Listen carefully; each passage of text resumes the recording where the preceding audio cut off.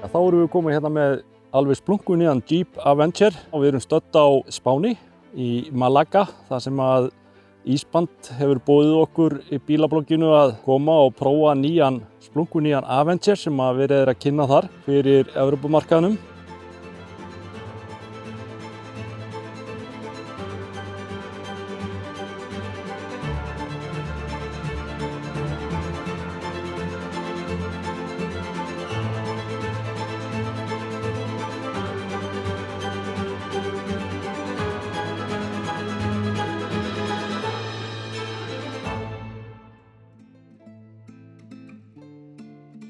Þessi bíl er hreint útsatt alveg meiri háttar.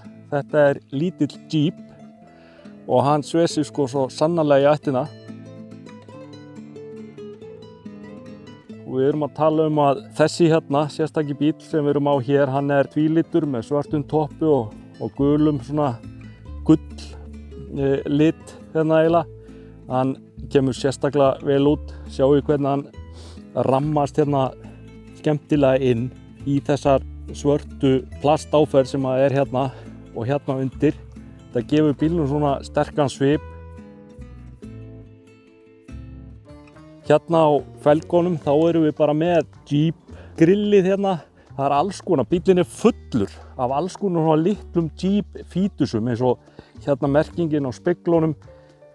Hérna á ljósunum er klætt inn í svona sem að tengist lúkkin á bílnum. Hér erum við komið 100% rafmagnsbíl, þann fyrsta frá Jeep. Við erum að tala að þessi bíl sé 156 hestöfl. Við erum með rafhlöðu sem tekur ykkur 54 kWh. Við erum með skottpláss í þessu upp á 350 lítra. Og ef við spáum aðeins í eins og til dæmis hvernig er að hlaða hana, þá erum við að tala að við getum verið mann í heimahleðslu þar sem hann er að taka 11 kW inn á sig. Nú svo er hann að taka og yfir 100 í hraðhleðslu sem þýðir það að við erum enga stund að hlaða þetta upp í, hvað ég vil að segja, 20–80%. Það er svona hálftími kannski eitthvað svoleiðis.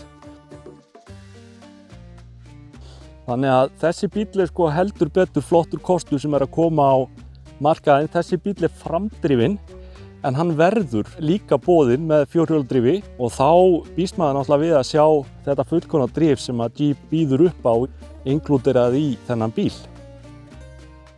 Við erum að aka hér á þessum glæsilega bíl á vegum í kringum Malaga á Spáni og ég er á öðrum bíl núna heldur en ég var áðan. Þetta er samskonar bíl og ég verð að segja eins og að það er hreint út sagt ansi gott að aka þessum bíl. Þetta er það fyrsta sem að manni kemur í hug þegar maður situr undir stýri á þessum bíl er að hann er þéttur. Þú heyrir ekki neitt vegghljóð inn í bílinn. Það er alveg sára lítið sem að maður heyrir. Og þetta rafmagnshljóð sem að maður heyrir yfirleitt í þessum rafmagnsbílum nútímans, það er ekki hérna. Maður heyrir það ekki og það er það sem að er svo cool við þennan bíl að þetta er svona eins og þú sért að keyra mun stærri bíl heldur en að þú situr í. Þetta er afskaplega lipur bíl og nú langar mig til þess aðeins að ég get sett hann hérna í 3 mismunandi aksturshama eða akstursmót og ég ætla að setja hann í sport og aðeins svona vita hvað gerist og hann alveg sko ægir áfram með mann og það er svona maður finnur alveg að talsverður munur, hann verður svona aðeins stífari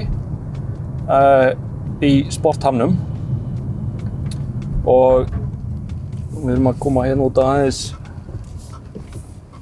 stærri, við erum hérna inn í svona litlu þorpi hérna í Malaga og í útjaðri Malaga og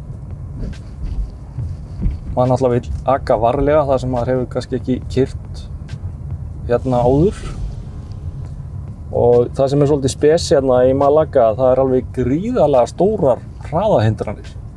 Það bara eins og maður sé að fara yfir heiðina, sko. Og það náttúrulega bíllinn aðeins með öðruvísi afkastagetu þegar hann í sportstillingu heldur en normal eða Eco. Eco náttúrulega stillingin, hún býður upp á það með að spara aðeins orku.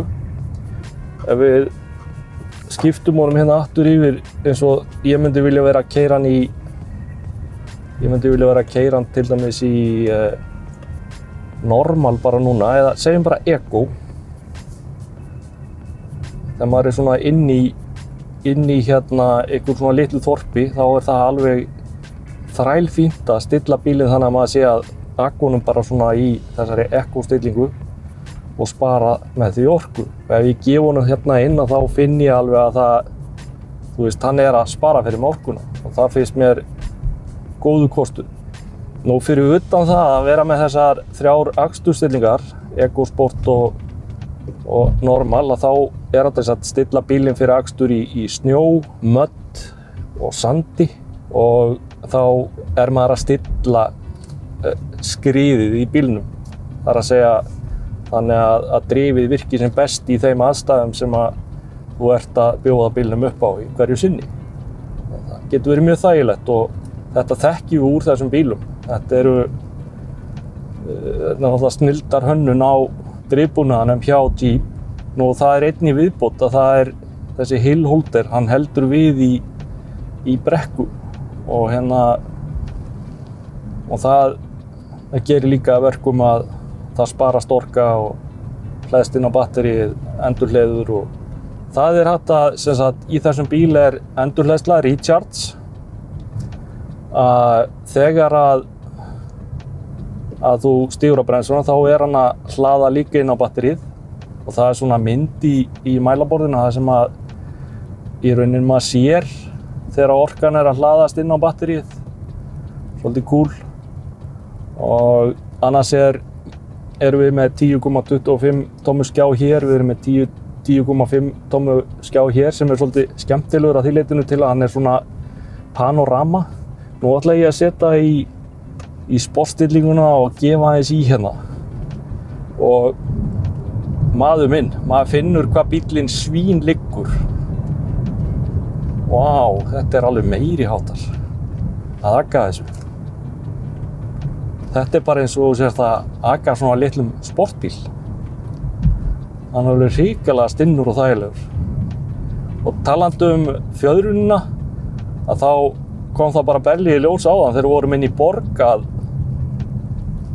hann slægir aldrei, það heggur aldrei neitt svona upp í eins og sumum þessara bíla sem eru svona niðurþungir með rafhlöðuna neðst í botninum á bílnum og það heggur aldrei neitt upp í. Þú finnur ekki fyrir því þegar demparinn að virka eða fjöðrunin að virka, þannig að það ekki svona eins og bítir í tungunaður eða með tyggjó eða eitthvað svoleiðis og þetta að keyrir óvart í hólu. Hérna tökum við til dæmis alveg þræl skarpa beygju og ég á sko tæplega 70 km hraða hérna. Þetta sjúkt alveg. Og það alveg magnað að aka þessum bíl og það ekkert hljóð. Þú finnur ekki þetta, þú veist, hann svo rosalega vel einangraður að það bara heyrist ekkert inn í hann. Það finnst mér alveg, ég verð að segja eins og að það eru fáir svona rafmagnsbílar sem ég hef keyrt sem ég get borið saman við bíl eins og með brunavél, bara venjulegir bensínvél. En hérna ertu komið eitt svoleiðis, nema hann bara mun mýkri og hann alveg ótrúlega snöggur. Hrikalega gaman að gera þetta.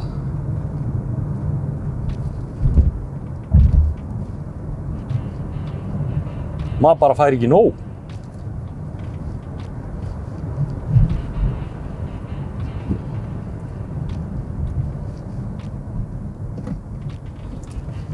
Alveg magnaður bíll.